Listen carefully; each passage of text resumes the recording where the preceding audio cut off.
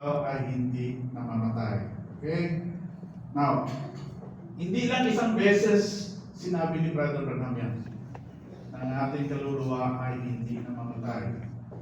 Marami pa siyang sinabi doon. No? Next, sabi niya, mortal beings, fellow citizens, human men and women, like I am this morning, human beings that's got a soul, an immortal soul within you.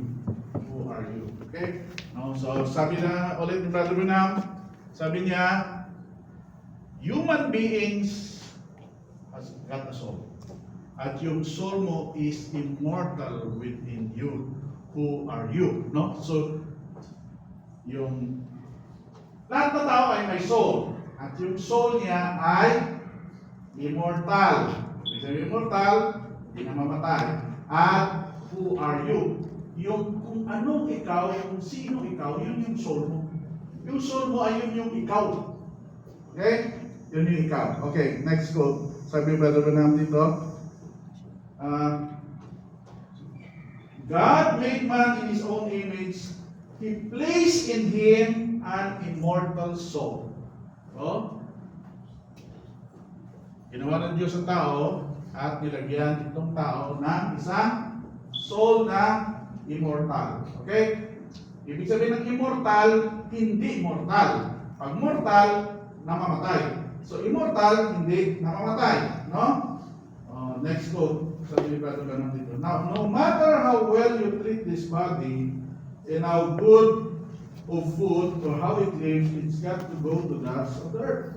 No? Sabi niya, kahit ano bang ipakain mo dito sa katawan na to, no? How will you treat this body? Talagang pagandahin mo, lahat na lang ng perfume, lahat na vitamins, lahat, magagandang pagkain, sabi niya, and how good food or how it lives, it's got to go to the dust of the earth. Sigurado talaga mamatay, babalik ko sa abog, sa likabog. Okay? So, but that soul mo, will live forever somewhere. No? Yung soul mo ay patuloy pa rin buhay. Ha? Patuloy pa rin buhay. Next. Death has no reign over the righteous. Hallelujah. The soul of man never dies. Ang kalag daw, ang kaluluwa ng tao ay never dies. Hindi namamatay. Okay? Next quote. Next quote. Sabi niya, it's his soul what counts. It's the inward man. No? So, naman physical. Because what it does with his physical being, it's his soul, no? It's his soul what counts. It's the inward man that did not come from the earth. It came from heaven. And that's the eternal part of the human being. Okay? So, ang soul daw ay eternal. Eternal part of the human being. Itong katawan mo, hindi ito eternal. Ang bahagi ng pagkatao mo na eternal ay ang iyong kaluluwa. Soul. Okay? So kung ang soul ay eternal part of the human being, ibig sabihin, ay talagang hindi namamatay. Eternal eh. No? So, ang sabi dito ni Brother Branham, next quote, kung ano ka daw sa kaluluwa mo, ganun ka pa rin daw kahit mamamatay. Sabi dito, you came from where? You go to where? You came out of eternity. You step into a little space called time. You got out of. So sabi ni Brother Branham, ano sabi niya kanina? Your soul is the eternal part of your being. Okay? So, galing ka sa eternity. Okay? You go from eternity, pumasok ka sa isang space called time. Okay? And you go out of time, pag nawala ka na dito, may namatay ka, balik ka dun sa eternity. Okay? And what you are in your soul as you go out, no? At kung ano ka daw sa kaluluwa mo, pagka namatay ka na, the same you'll be. Ganun ka pa rin daw. May sinabi si Brother Branham, hindi ko lang makikahanap yung quotes doon. Sabi ni Brother Branham, Kung bakakon ka daw dito, bakakon ka rin daw. Kung kawatan ka dito, kawatan ka rin dito. No? Yun yan, no? So, kung ano ka daw dito, kung ano daw kaluluwa mo dito, ay magiging ganun ka pa rin daw doon sa kabilang buhay, no? So, ibig sabihin, kung ano ka rito, kung anong kaluluwa mo dito, ay ganun pa rin yun. Hindi magbabago. Death will not change your soul. No? Death will not change your soul. No? Sabi niya dito, next quote, sabi niya, and remember, when you die, and that soul leaves you, it never changes.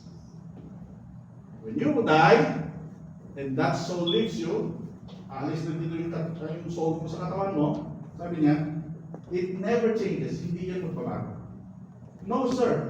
Death doesn't change the soul. It changes its dwelling place, but it's still the same soul. Okay? So, yung kamatayan, hindi yan babaguhin niya yung soul mo. Binago niya lang yung tirahan. Dati nandito sa earth, eh doon na siya. Eh kung palangit yung soul mo, dito sa langit. Kung pa-impyerno yung soul mo, eh doon sa impyerno. Hindi yan the same soul pa rin siya. Tapos kung anong klase siyang soul, ay ganun pa rin siya. No? Kaya, hindi kaya ng death o kamatayan na baguhin ang soul mo. Paano pa kaya palitan? No? Sabi ni Brother Branham, bakit ka na born again? Bakit ka na born again? Dahil anak ka ng Diyos. Dahil anak ka ng Diyos. At sabi ni Brother Branham, kung anak ka ng Diyos, dati ka ng anak ng Diyos. At magiging anak ka. Magiging anak ka pa rin ng Diyos. Kaya. So kung anak ka ng Diyos, eh, anak ka talaga ng Diyos, no? Basahin natin next story. And you always were, sabi niya, when you're born of the Spirit of God, then you are a son of God. And you always was a son of God. And you always will be a son of God. So, kung nag-born ka of the Spirit of God, ibig sabihin, anak ka ng Diyos. Bakit anak ka ng Diyos? Kasi dati ka ng anak ng Diyos. At palagi kang magiging anak ng Diyos talaga. Walang magbabago yun. Ano ba? Pinanganak ka, bilegrasya. Oh, bakit ka, kasi dati ka ng bilegrasya. Walang magbabago sa iyo, no? So, you have eternal life never did begin, never will ever end, no? So, sabi dito, next quote says, so, hindi magbabago ang soul mo. Death cannot change your soul. Hindi kaya baguhin ng kamatayan ang soul mo.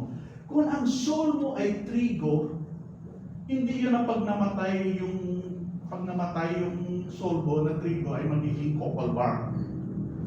Yung amorsiko, ano ba yun sa Bisaya, amorsiko, ay ano ba ang copal bar sa Tagalog? Copal bar yung damo na matinik-tinik, no? So kung ang soul mo ay wheat, pag namatay yan, hindi yan magiging focal bar, no? So, basahin natin, next one. When a grain of wheat falls into the earth, no matter if that grain of wheat dies to itself, it cannot produce a focal bar to save its soul. A grain of wheat will bring forth a grain of wheat just as sure as anything. Kung grain of wheat siya, mamamatay na yan, grain of wheat pa rin siya. No? So, kaya meron talagang soul na trigo. Meron talagang soul na trigo. At meron ding soul na kokolbar. Meron ding soul na damo. Meron ding soul na trigo. No? So, next go. Basahin natin. Sabi ba natin? See how the Holy Spirit can anoint a man, but it's got to be in the order of the anointing. The outside spirit can be anointed with the Holy Ghost. In the soul as dark as pitch. Sabi ni Brother Branham, we are made of flesh, body, spirit, and soul. Okay. pwede ma-anoint daw ng Diyos ang katawan at yung spirito. Pero anoint siya, kanta siya, happy, hallelujah, praise the Lord. Pero ang na-anoint sa kanya ay yung spirito niya lang. Yung soul niya, hindi. Sabi niya, he can be anointed up to the spirit, pero ang soul niya ay ganun kangit-ngit pa rin. Kaikin sa loob. Ganun. Pwede siya, praise the Lord. Pero ang soul niya sa loob ay itim. No? So the cocoa bar grows on the same water that builds, puts life into the wheat, puts life into the cocoa bar. No? Kaya ang cocoa bar daw, yung water na nagpapatubo sa trigo, yun din nagpapatubo sa kanya. No? But at the bottom of the cocoa bar, it's a cocoa bar life. No? It's a cocoa bar life. It is rejoicing and blooming and got life in doing everything that the wheat does. But the soul of it is cocoa bar.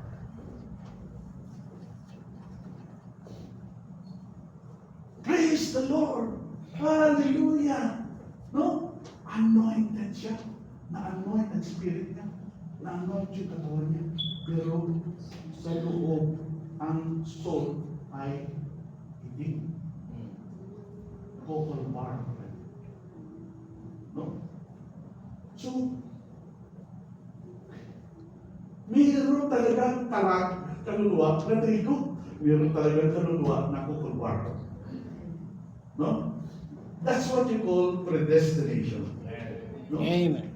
Mayroon talagang kaluluwa na predestinated to believe. Meron din talagang kalag o kaluluwa na predestinated not to believe. Basta natin sa Romans chapter 11, chapter 9, verse 11 to 13. Romans chapter 9, verse 11 to 13. Romans 9:11 to 13. Sabi niya, for the children being not yet born, neither having done any good or evil, that the purpose of God according to election might stand, not works, but of him that calleth. It was said unto her, no, the elder shall serve the younger, no, as it is written, Jacob I love, but Esau I hate. So, hindi pa sila ipinanganak si Jacob at si Esau. Di ba twins si Jacob at si Esau? And doon pa sila sa sinumpupunan ni Rebecca, sabi ng Diyos, Jacob have I loved, Esau have I hated. Why? Alam na kasi ng Diyos. Alam na niya kung magiging ano si Esau. Alam na niya kung magiging ano si Jacob. Alam na niya. Okay? Now, verse 17 sa baba. Sabi niya, for the scripture said unto Pharaoh, even to the same purpose have I raised thee up, that I might show my power in thee, and that name might be declared to our culture. Sabi ng Diyos kay Paraon, sabi niya, pinalitaw kita para sa purpose na ito. Eh bakit ano bang ginawa ni Paraon? Di ba siya yung kontrabita sa Ten Commandments? Siya yung nag-persecute sa ano? So, ni-raise up siya ng Diyos. Yun lang talaga ang purpose sa buhay niya. Amen. Kontrabida. Mahirap mo. Pag ang purpose mo sa buhay mo, kontrabida. Hindi talaga niya mapaniwalaan yung message na dala ni Moses. Kasi predestinated siya not to believe. Jude 1:4? Jude 1:4? Jude 1:4? Sabi niya, for there are certain men crept in unawares, who before of old ordained to this condemnation. Sabi ni Jude, may mga nakapasok na sa loob ng iglesia. Men of old, mga lalaki na noon pa man ay ordained to this condemnation. Ordinado na sila, foreordained na sila, predestinado na sila na magiging false teachers, na magiging maghasik ng Sa loob ng iglesia ng mga false teaching. Yun, talagang predestinated. Okay? Now, may example si Brother Branham dyan. No? Yung pare at yung woman of the well. Di ba? May example siya, yung pare at yung woman of the well. Yung pare dito sa buhay na to, holy, banal. Dito sa buhay din ito, yung woman of the well ay prostitute. Pero, ang babae ay may representation, ang pare walang representation. Ibig sabihin, yung kalang niya doon ay hindi predestinado ng Diyos. Sabihin natin, sabihin natin, wala pa ng alas 12. Now, look at this priest here. Sabi brother, look at this priest here. Tingnan yung pare na to. We find his bottom part there, his back life, back behind him. His predestination back there is sinful. Kung titingnan mo yung pare, kung balikan mo, nung hindi pa siya pinanganak dito, ay sinful na siya. Yung life niya. Here is hell, down there. Now this little part in here that looks like the blackboard, that represents his purity. He was a priest, he was an honorable man, that represented this. He was also had to be a good man, or he could not be a priest. But see how he got it? It was intellectual learning. No? So talagang namumuhay siyang banal. Wala kang maituturong kasalanan na nagawa niya. Talagang righteous siya na tao. Ha? Pero sabi brother, it was intellectual learning. Now this little woman, her first life up here, she was a prostitute. She was all marred up, but way down in her here was just a little bit of understanding. I know when Messiah came and see, that was there. Notice when Jesus came and manifested the Word, because the Word discerned the thoughts that was in the heart, as Hebrews 4 says, 4:12, that he would. The Word was a discerner of the thoughts of the heart, and he came as a Son of Man, the prophet. What happened? The priest will only, so, nung dumating si Jesus daw, at minanifest niya ang Hebrews 4:12. Anong Hebrews 4:12? Discerning the thoughts and intents of the heart. No? Nakikita niya, alam niya, no? Alam niya yung pinapanalangin, alam niya yung pangalan ng tao, no? Nadi-discern niya, no? Minanifest yan, na ipamalas yun ni Jesus Christ dito siya sa lupa. Okay? Notice, sabi niya, notice, what happened? This priest with only intellectual learning said, it's the devil, because that's what this denomination called it. What did he do? He had no representation, so he locked him out. So, yung woman at yung prostitute na babae at yung pare, pareho nila nakita si Jesus na ipinamalas yung Hebrews 4:12. Na ipinamalas yung discerning the thoughts and intents of the heart. So, nakita ng pare yun. Pero ano sabi ng pare? Si Beelzebub daw yun. Hindi siya maniwala. Sabi ni Brother Branham, bakit hindi siya maniwala? Kasi wala doon. There is nothing in there that would make him believe. He is predestinated not to believe. But this little woman had nothing to present. She was as filthy and dirty as she could be. But notice way down in her, she's got representation. Itong babae naman, talagang nandidirig yung mga tao sa kanya. Kasi prostitute siya. Pero nung nakita niya na ipamalas ni Jesus Christ ang Hebrews 4:12, naniwala siya, nanampalataya siya. No? And so sabi niya, and when he said, go get your husband, come here, she said, sir, I have none. Said, you've said the truth because you've got 5 and the one is not yours. You've had 5. That makes 6 you had. She said, sir, I perceive that you're a prophet.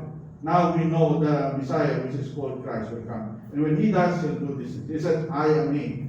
No more doubt. You didn't have to explain it. She saw it. She believed it. No? Away she went. What did it do to her? It redeemed her. No? So, nung nakita niya na ipamalas ang Hebrews 4:12, talagang nanampalataya siya. No? Why? Sabi ni Brother Man, kasi meron siyang representation. sa kaluluwa niya meron siyang binhi. Meron siyang binhi. He came to redeem that which had fallen in this folly that mess up with that girl. But God heard in his thinking before the foundation of the world. He came to cleanse her. She had eternal life. Dumating kasi si Jesus para i-redeem siya. Pag nung dumating si Jesus para i-redeem siya, nakita, nakaplagan siya ni Jesus na ang dumi-dumi niya. Ang dumi-dumi niya. Pero sa loob kasi, life. Kasi nandun na siya before the foundation of the world. Pinilit na siya ng Diyos. Sa dito, madumi siya, madumi, unrighteous, immoral, pero sa loob ang tinitingnan ng Diyos ito. No? So sabi ni brother, now listen friend, the only thing you got is just intellectual learning, you just get something different from that. And you'll never be able to get it unless you got representation. That's the reason I believe you come from the east and west north side. Word living made manifest. No? So, sabi ni Brother Branham, Jesus came to earth para i-redeem those who in His mind before the foundation of the world ay mga pinredestinate. Hindi dumating si Jesus Christ para i-redeem yung buong mundo. I-redeem niya those only who are redeemable. No? Redeemable. Sabi ni Brother Branham, sabi ko na ito sa inyo mention. No? Nung panahon nung nandito si Jesus Christ sa lupa, marami ng tao sa mundo. Marami ng tao sa China. Marami ng tao sa Europe. Bakit doon lang siya sa Palestine? Bakit doon lang siya sa Israel? Bakit, di ba, gusto man niyang maligtas ang buong mundo? Dapat pumunta din siya sa China. Pumunta din siya dapat sa Egypt. Pumunta din siya dapat sa Europe. Ang dami. Millions na hundreds of millions ang tao nung panahon na yan. Sabi ni Brother Branham, bakit hindi siya pumunta? Kasi yung mga pinili niya nandun lang sa Palestine. Yung mga nandun na sa before the foundation of the world sa kanyang thinking, nandun sa Palestine. Kahit pupunta pa siya sa China at ipakita ang lahat na ginawa niya, sasabihin yung pangalan ng tao, ha? Ngayon lang sila nagkita, ha? At sabihin niya kung anong background niya, ha? I-display pa sa kanya, sige mag-pray ka dyan, sasabihin ko anong pinag-pray mo. Kahit gawin niya pa yan sa harapan ng mga Chinese noon, hindi pa rin maniniwala. Bakit? Because they are not redeemable. Hindi pa rin niya ma-redeem yun. Hindi pa rin siya matanggap-tanggap. Hindi pa rin siya pwede paniwalaan nila. Kasi hindi sila redeemable. Bakit hindi sila redeemable? Because they are not predestinated to believe. Hindi talaga maniniwala. Parang pato na paglagyan mo ng tubig, yung likod, iilig. Hindi. Hindi. Anong mabayad sa Tagalog? Hindi. Umutuhok ba kung sa Cebuano ka, ang tubig? Ilig lang. No? Why? Because there's nothing there to believe. Nandun lang ang mga pinili niya sa Palestine. Amen. Ha? Sabi natin, sabi niya, why? Sabi Brother, why? There were Jews and things, people all over the world. Now remember, Jesus came to be a witness as a savior of the world. Is that right? Why? There were just people after people after people after races after people that never even know nothing about it. Maraming tao, maraming angkan sa buong mundo na hindi nga nila alam na ang salvation nandun sa Israel nung panahon na dumating si Jesus Christ. Hindi nila alam yun, no? Went right on, just like the world know nothing about it. But all the time that was going on in the world, no? So hindi nila alam, ginagawa nila, wala silang kalamanan, no? Why didn't He let them know? Why didn't He let them know? Bakit hindi pinalam daw ni Jesus sa kanila ang salvation? He came, and the ones that were predestinated to eternal life was the ones that received Him. Dumating siya para lang doon sa mga predestinado niya. Kasi yun lang ang makakatanggap sa kanya. No? There would have been no good to say anything to the rest of them. Wala rin kabuluhan kahit mag-evangelize pa doon siya sa China, sa Europe. Because he could not have redeemed them. Hindi rin niya pwede i-redeem sila. Because they was not even redeemable. Hindi sila ma-redeem. They are not redeemable. Yung word na redeemable, hindi sila pwede i-redeem. Hindi sila pwede matupos. Kasi hindi man sila galing sa Diyos. And the great scholars that should have known him said, this man is Beelzebub. Well, not have this man rule over us and so forth, will not do it. But a little prostitute with the life in her, predestined to eternal life, and her name is immortality in the word of God here. So, ganun din. No? Na-share niya, napakita niya doon sa pare, pero hindi talaga siya napaniwala. Kasi wala doon sa loob na pwedeng maniwala o sumampalataya. Pero doon sa prostitute, kasi predestinated siya. No? So, kung ikaw ay predestinated talaga, sabi ni Brother Branham, next verse is, you cannot deny the word. Hindi mo ma-deny ang message. Amen. Hindi pwede nga hindi ka aabuti nito. Darating sa iyo. And it will be the desire of your heart. Pero, lipat-lipat ka ng reliyon hanggang sa natagpuan mo ito. Nag-settle ka na rin. Amen. Kasi ito yung nakaprogram na sa loob mo. Praise the Lord. Nakaprogram na. Notice what the word, that word cannot deny itself. Then it is satisfied. It's desire. It's a desire of what? What made you desire in the first place? Because down in your soul there was a predestinated seed which was eternal life. Lay in there always was in them. Why? Bakit? Maniwala ka. Kasi mayroon ng predestinated seed doon sa loob. Laying there. No? Next quote. What is it? The germ, seed word from the beginning, and that he was in God at the beginning, standing there, drawing the seed of life. The seed is, ang binhi daw ay nasa iyong puso na. By foreordination.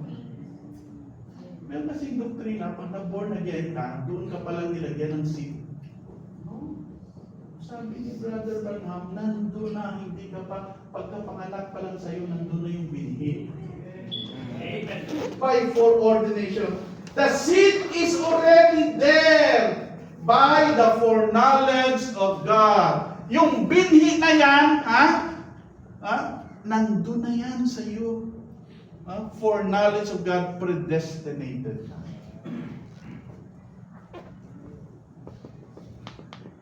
So, kaya natanggap mo ito, no?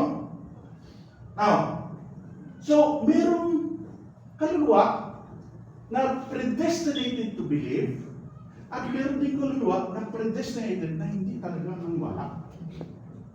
Kaya kahit anong share mo sa message, tatawanan ka. Kasi walang something there na makapaniwala. Now, sabi Brother Branham, so yung kaluluwa daw na predestinated to believe at yung kaluluwa daw na predestinated not to believe, pareho yan sila immortal. Yung kaluluwa, pareho yan sila immortal. Kahit hindi siya predestinated to believe, not to believe, immortal pa rin. In the sense that in the first death, hindi yun mamamatay. Yung unbeliever, pag namatayan siya, buhay pa rin yung kaluluwa. Ganon din ang believer. Buhay pa rin. So yan ang ibig sabihin ni Brother Branham, that the soul is immortal. So kahit unbeliever siya, ang soul niya is immortal pa rin. Hindi mamatay yung soul niya. Saan na siya pupunta? Nandun sa impyerno yung soul niya. Okay? So, now, what is the first death? So, kahit anong klaseng kaluluwa meron ka, pag namatay itong katawan, buhay pa rin yung kaluluwa. No? Basahin natin. What is the first death? There is what we call the first death and the second death. Amen. Okay? My first death, my second death. Now, what is the first death? Sabi ni Brother Branham, the first death is separating from our loved ones. Yung unang kamatayan ay nahihiwalay ka sa iyong mahal sa buhay. No? We're going in the presence of God, never out of His sin. Now, if there's a second death, it would have to be the death of the soul. Okay, so ang first death ay ito, mamamatay. Ang kaluluwa, buhay. Okay? What is the second death? Ang second death ay yung pagkamatay ng kaluluwa. Parang sabi natin, basahin natin. We're going to pray. First death is separating from our loved ones. Okay? So, namatay itong katawan. So, if there's a second death, then it would have to be the death of the soul. So, kailan mamamatay ang kaluluwa? Sa pangalawang kamatayan, hindi sa unang kamatayan. Laruan natin yan, ha? Okay? So, ang kaluluwa hindi mamamatay sa first death. Ang kaluluwa mamamatay sa second death. Okay? Now, next go. Sabi Brother Branham. The body dies first. The soul dies next. And it will be no more. Okay? Oh, klaro yan, ha? The body dies first. Ito muna mamatay. The soul dies next. Ang sunod mamamatay ay ang kaluluwa. So, that's why ang unang mamamatay ang katawan. Sa unang kamatayan, sa ikalawang kamatayan, ang kaluluwa ay ang mamamatay. Okay? So, now, next quote is,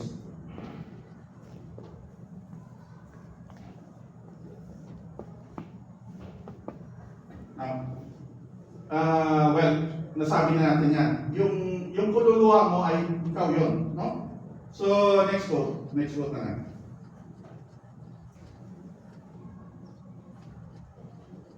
Okay, now. So, dalawa ha. The soul of the believer and the soul of the unbeliever. Okay? Sa first death, sa unang kamatayan, which is the death of the body, ay parehan silang buhay, yung kaluluwa na yan. Okay? So, sa second death, anong kaluluwa ang mamamatay? Kaluluwa ng unbeliever. Because ang kaluluwa ng believer ay hindi saklaw ng pangalawang kamatayan. Exempted tayo doon.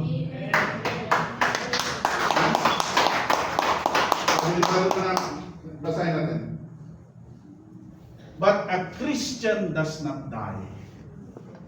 There's no scripture that a Christian dies because he's got eternal life. When a sinner dies, ibig sabihin unbeliever, he is finished. Wala siya. And his soul will finally die. Okay? So pag ang sinner o unbeliever namatay siya sa unang kamatayan, ay buhay pa rin yung kaluluwa niya, pero ang buhay pa rin yung namatay, buhay pa rin yung kaluluwa niya, pero yung kaluluwa na yan, finally, it will die. But when a Christian dies, he's just waiting with Jesus to return back again. Okay? Pag ikaw ay Kristiyano, born again believer, ang kaluluwa mo nag-antay na lang pagdating ng ating Panginoon. Okay? Now, next quote. Sabi niya, the Bible said, blessed is he that has not part in the second death. See, you won't be destroyed by the second death. Kung ikaw ay believer, hindi ka mamamatay sa second death. The first is physical. The second is spiritual death. When everything is finished, the soul that sinneth, that shall die. Okay? So exempted ang believer sa second death. Okay? Now, next quote, sis. Bakit ang soul lang ng unbeliever ang mamamatay sa second death? Because yan ang soul na sinasabi ng Bible na nagkakasala. Ha? Buksan natin. Sa Ezekiel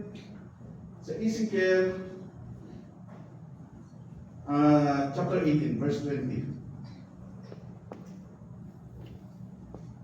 Ezekiel chapter 18, verse 20. The soul that sinneth, it shall die. Ang kaluluwa daw na nagkakasala ay mamamatay. Okay? So mamamatay ang kaluluwa. Okay? Anong kaluluwa ang mamamatay? Ang kaluluwa na nagkakasala. Now, what is sin? Sabi ni Brother Branham, what is sin? Sin is unbelief. Okay? Ang hindi pagsampalataya ay kasalanan. Itong paninigarilyo, itong pambababae, ay hindi yan kasalanan. Bunga yan ng talagang kasalanan. Totoo kasalanan. Which is, hindi ka kasi sumasampalataya. Kaya ginawa mo yun. Attributes of sin lang yun. So yung sin talaga is unbelief. So the soul that sinneth, it shall die. Ano ibig sabihin ng soul that sinneth, it shall die? The soul that does not believe. Yung ibig sabihin, if sin is unbelief, ibig sabihin, the soul that sinneth is the soul that does not believe. The soul that does not believe this. Yun ang soul na mamamatay. Okay? So, basahin natin next quote 6. Sabi niya, they can anoint the spirit to make the outside body come in subject to the spirit. But the soul that sinneth, that soul shall die. So, the soul that rejects in unbelief the word of God, which is a part of the soul shall eternally. No? So, yan ang soul na nire-reject niya ang word for his days. Yung pare, sabi ni Brother Branham, yung pare, expert yun sa Bible. Memorize niya Old Testament, no? Pero nung ni-reveal ni Jesus Christ ang sarili niya sa kanya, because Jesus Christ is the revealed word. No? The revealed word. Ibig sabihin ng revealed word, sabi ni Brother Branham, when the word is made manifest, that is when the word is revealed. Okay? Ibig sabihin, kung kapag ang salita ay natupad, yan ang word revealed. So sabi ng Old Testament, behold, the virgin shall conceive. No? Sabi ni Moses, God will raise up a prophet like unto me. Sino yun? Si Jesus yun. So, written word, pagdating ni Jesus, ni-reveal niya ang word, natupad ang salita sa kanya. So, kapag natupad ang salita, that word is revealed. Sabi ni Brother Branham, yung mga pare ng mga Pharisees noon, they had the written word, but they did not believe or did not have the revealed word. No? So, sa ating panahon, ito yung revealed word. Okay? So, sabi niya,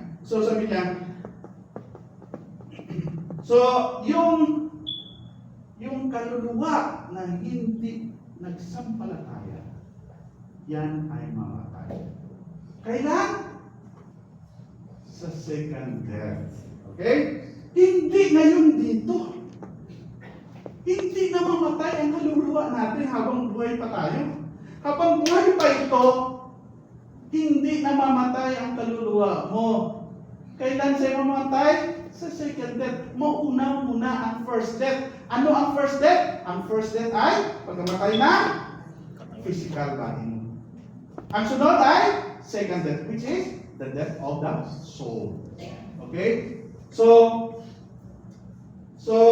kailan siya mamatay? the second death. Buksan natin sa Revelation chapter 2, verse 11.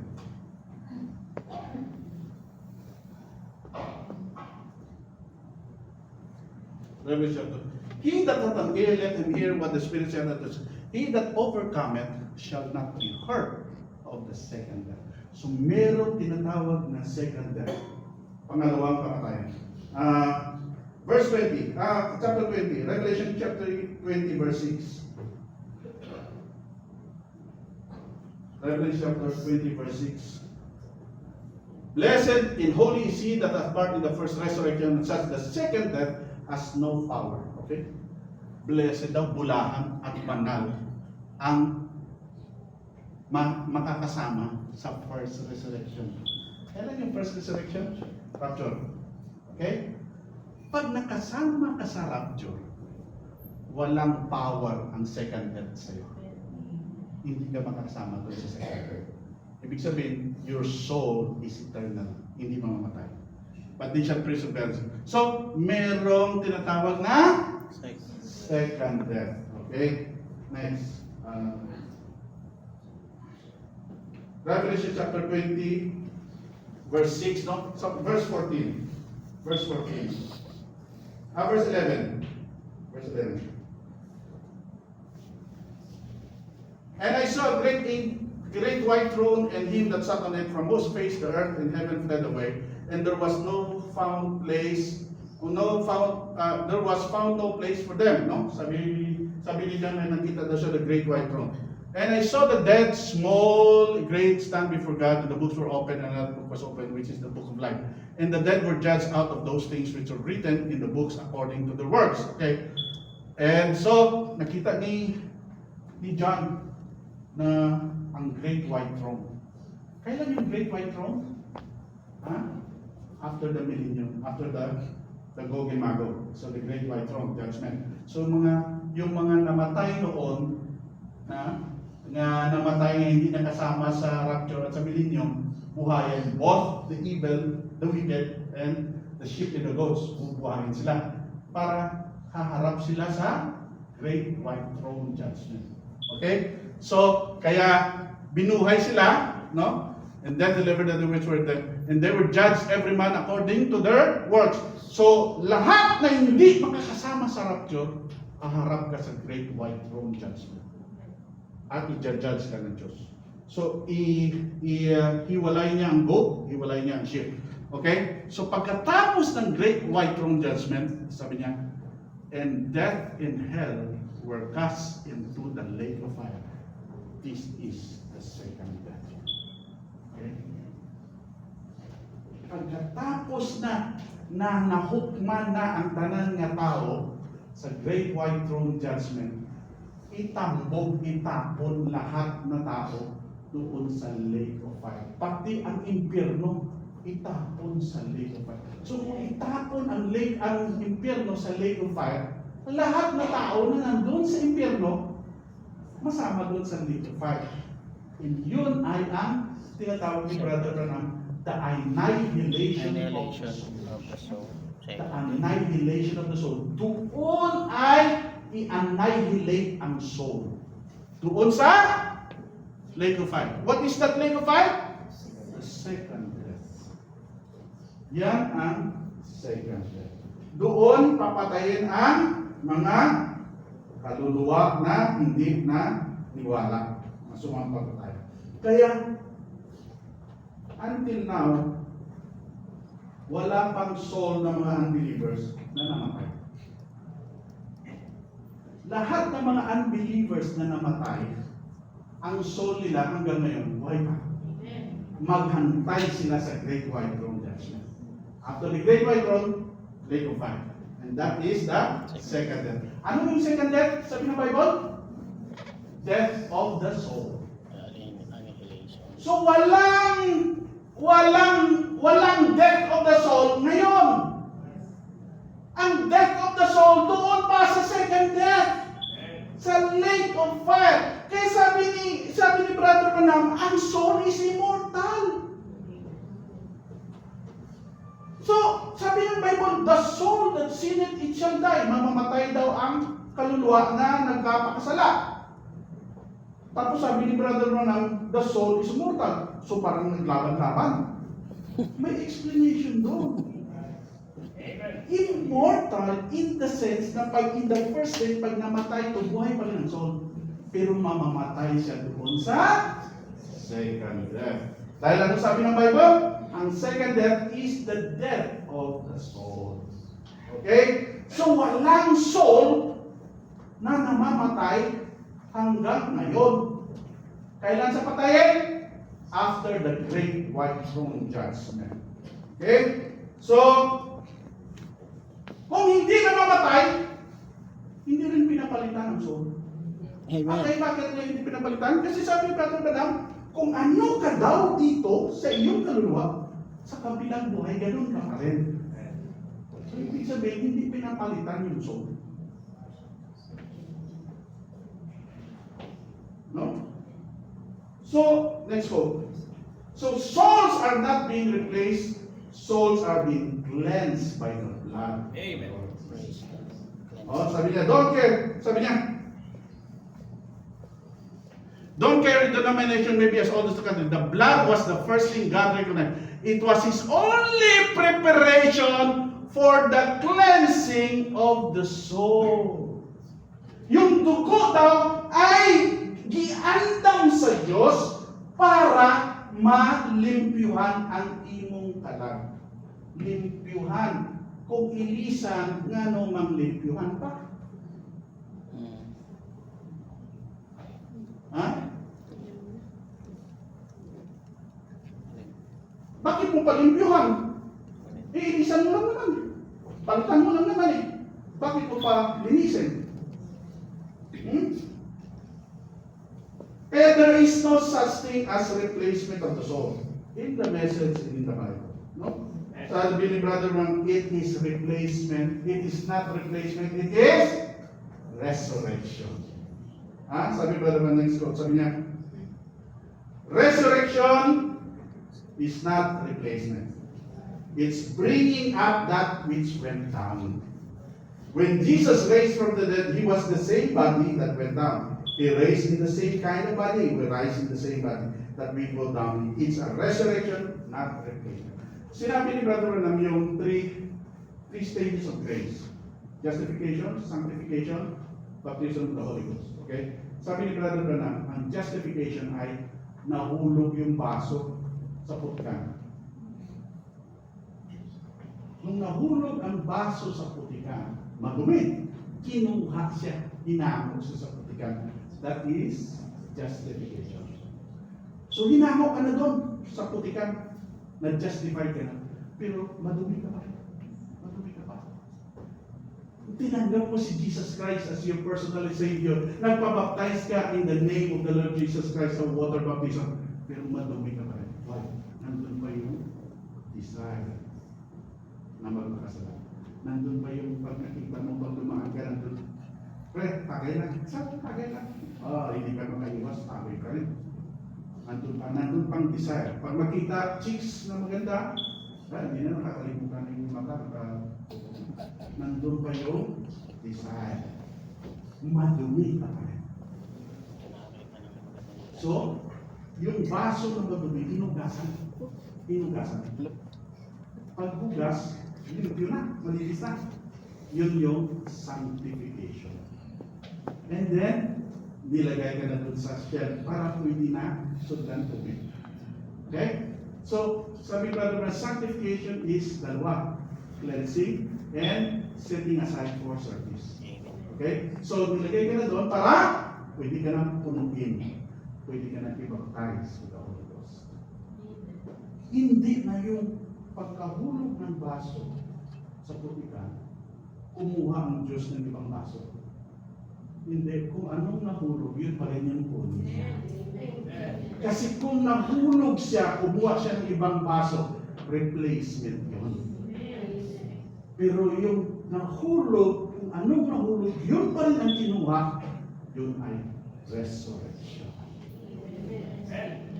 Kaya sabi ni Jesus, sabi Brother Branham, kung anong ka dito, anong kaluluwa mo, anong ka pa rin doon.